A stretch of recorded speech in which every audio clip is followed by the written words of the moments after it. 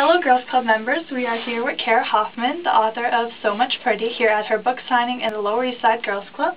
Thank you for joining us. Thank you, Nova. Thank you for having me. Would you mind starting off by saying what drew your motivation for writing this book? I was motivated to write this book because when I was a young reporter, I worked on a story about a woman who had gone missing, and it was something that really deeply impacted me, and I wrote about the case when I was young, and I never really stopped thinking about it, and that's one of the reasons I wanted to write So Much Pretty.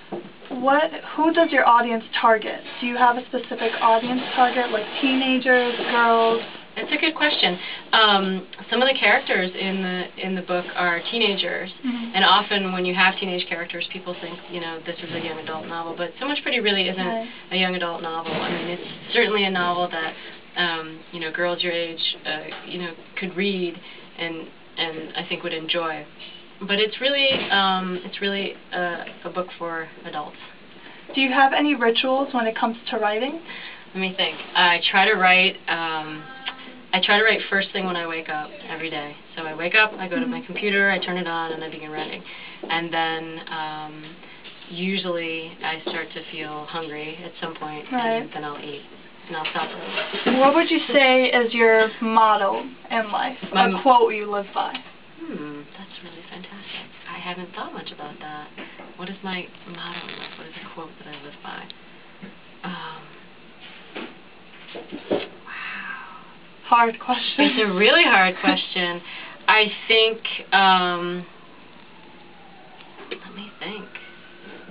Anything that pops into your mind. Anything that pops into my head? Anything that just, you know, keeps you going. Are you going to edit this? No. Yeah. Oh, I'll edit it. I'll take that extra time. It's okay. My motto, something I live by.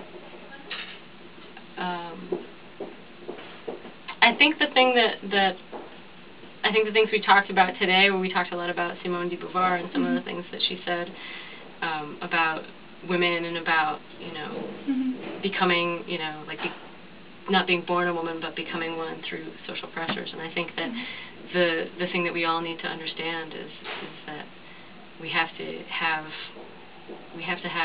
self-respect. We have to have a deep love for ourselves and our gender. Right. Yeah. When was an age that you felt like you perhaps became a feminist, or, you know, wanted to value this, or wanted to, you know, help women out? I think I always felt like that from the time I was a very little girl. Probably, I would say 3 or 4 is when I really recognized that something was wrong in the way that boys were treated one way and girls were treated another way. And that's when those feelings started. And then when I was a teenager, when I was like your age, I was like, psh, something's got to be done about this, absolutely. And I really didn't feel that it was right the way women were treated and the way girls were treated. Right. So it's been a long process that got me writing this book. A bit of a personal question, how did that affect dating for you? Very interesting. I mean, that's a perfect question, right? How does it affect dating? We got to think about that. You gotta find, like I said today in like our talk earlier, you got to find boys that really respect women, you know, and if they don't, you got to get rid of them. So you might have a guy that you really like, or you really have a crush on, or you really love, but his behavior might be something that's just you gotta get rid of it, even if he's really hot. What would you say are like the warning signs? The warning signs? I think everybody needs to pay attention if they have a boyfriend who doesn't like your friends and doesn't like your family and wants to keep you isolated and all to himself. I think someone who calls you all the time and texts you all the time and always wants to know where you are, those are very bad signs. Anyone who says anything bad to you at all about how you look, your weight, your, you know, anything, your the way you speak, someone who is critical of you is an abusive person and is not very likely to be a good match, and girls should avoid people like that.